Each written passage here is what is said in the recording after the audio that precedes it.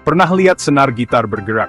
Saat dipetik, senar itu tampak bergerak maju mundur dengan cepat, bergerak bolak-balik dengan cepat. Itulah getaran. Getaran ini menciptakan suara yang kita dengar. Getaran adalah gerakan bolak-balik yang cepat. Getaran ada di mana-mana di dunia kita, dari ponsel yang bergetar hingga garpu tala yang bergetar. Bayangkan ayunan di taman.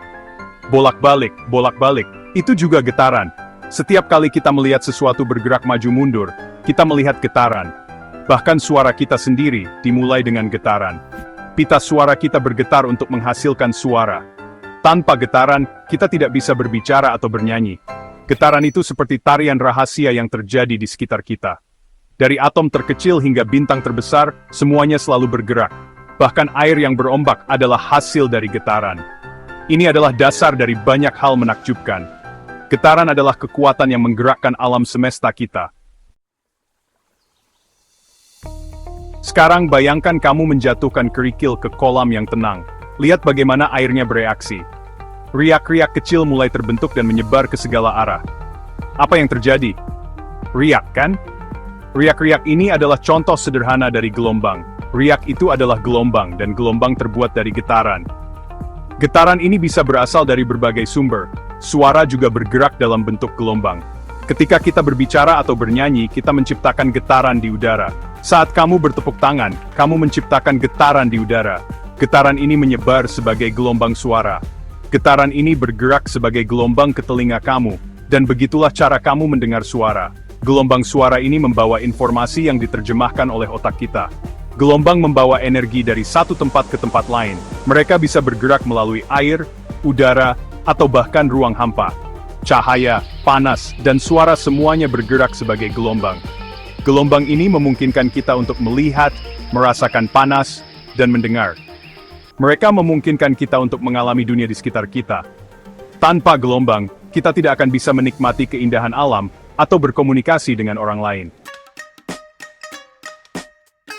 Sekarang, mari kita bicara tentang cahaya.